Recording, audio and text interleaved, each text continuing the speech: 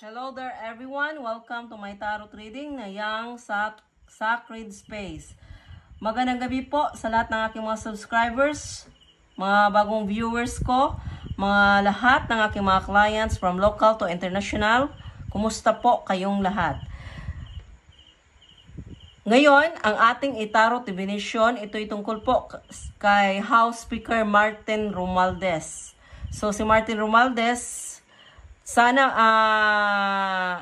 natagal ko na sana tong basahan, but hindi po ako makahanap ng yung tamang timing na dapat ko na siyang basahan. Kasi hindi ko pa po na-feel nung una na basahan po siya. But ngayon, may kakaiba po akong nararamdaman sa kanya, lalo na sa kanyang aura.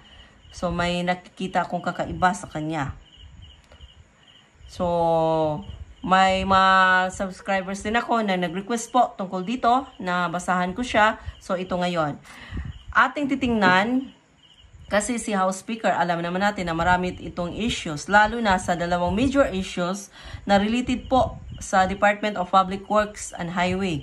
So, in short, DPWH. Lalo na sa 2026 budget review at ang magtuod flyover projects sa Davao City. So, marami pa pong iba. Ngayon, puro lang tayo haka-haka tungkol sa kanya, puro duda tungkol sa kanya. Ngayon, tingnan natin sa tarot cards kasi ang tarot cards magbibigay ng insight kung siya ba talaga ay kasama rito, involved po siya sa mga issue na kinaharap niya. But before tayo magsimula, paki-like, share, comment at paki-subscribe sa aking channel na Yang Sacred Space. Hindi lang po tarot divinations ang aking ginagawa. May spellcasting ako. May base chart reading. Ang base chart reading, ulitin ko, ito po ay blueprint ng isang tao base po sa ating birthday.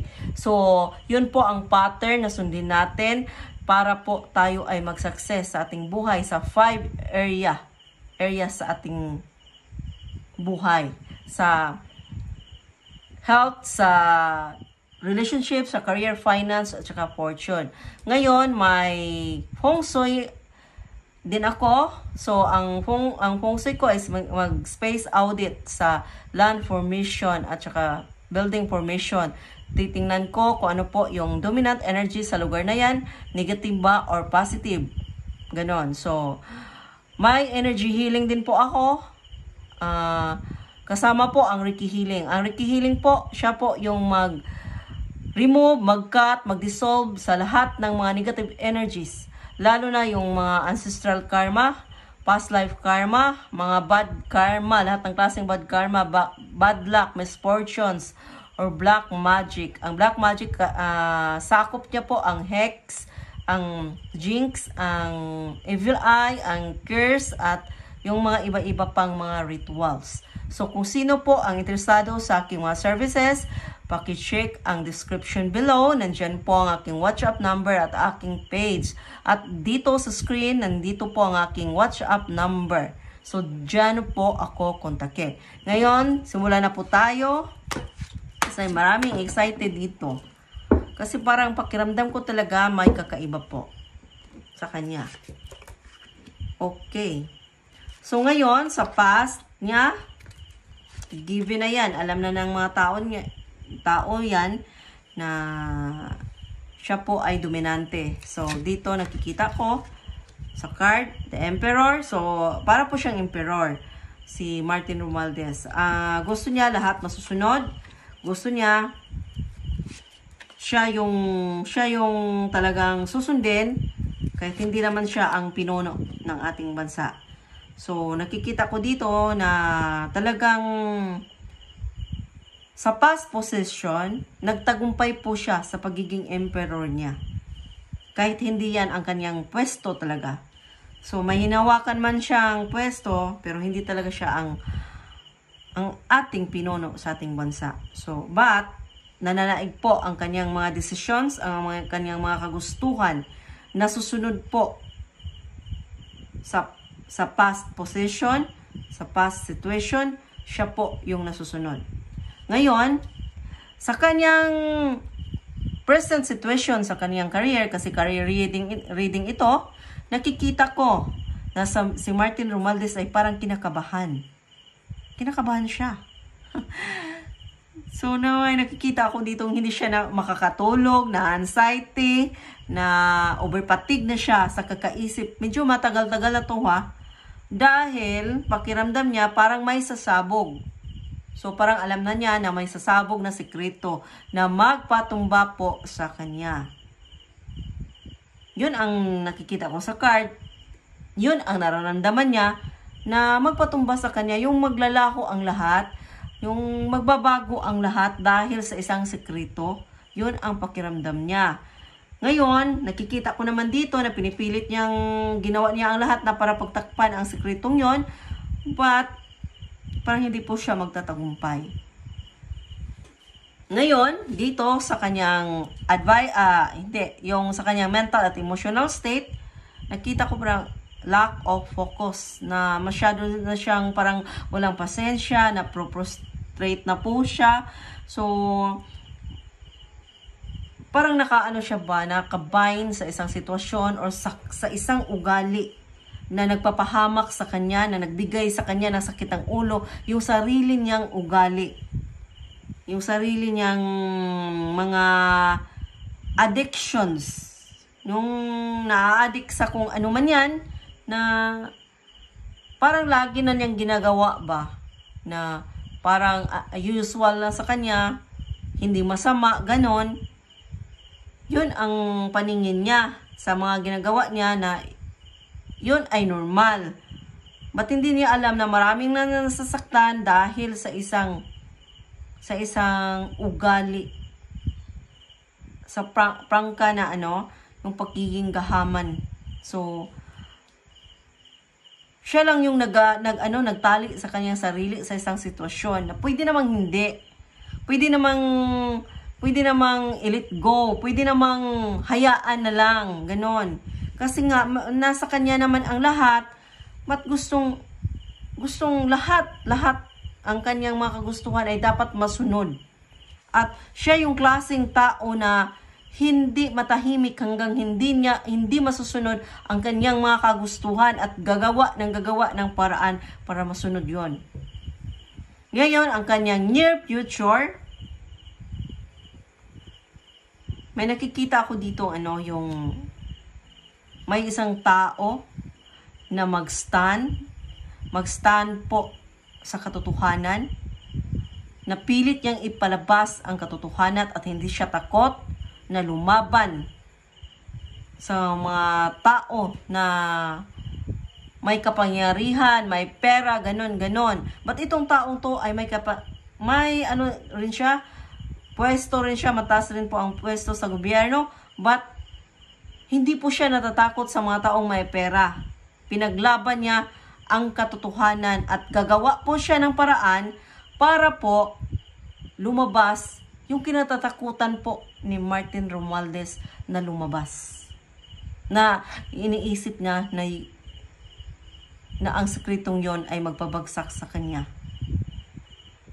So, nakikita ko in the future na may tao talagang mag-stand sa kanyang ground at ipaglaban ang katotohanan. So, kasi ang sekreto na pilit tinatago ay tinakda na talaga na lumabas yan. Kahit anong gawin, nakatakda na talaga lahat, na nasa perfect timing, ganon. Divine timing. Yun ang nakikita ko sa future po ni Martin Romualdez, na kahit anong pilit niya, lalabas yun. Ngayon, dito sa kanyang environment card, may nakikita akong nag-aaway. Nagtatrayduran. Yun pa rin. Bakit sila, marami sa kanila na sila yung magkakasama, pero sila yung nagtatrayduran. So ngayon, itong sekreto ni Martin Romualdez, may tao dito sa loob na kumukuha po ng mga informasyon at binigay sa taong ito. Ang taong ito yung sinasabi ko na mag-stand sa kanyang ground, sa kanyang belief, sa kanyang values, na hindi niya ipagbili ang kanyang yung pagkatao niya. So, may tao dito na kasama po sa grupo ng nila, mga ni Romualdez, na nag-ano po ng mga informasyon. Kumukuha po ng mga informasyon at binigay ang taong ito na nandito, binigay sa taong to. Ganon. So, ang magpalabas, ang magpataob at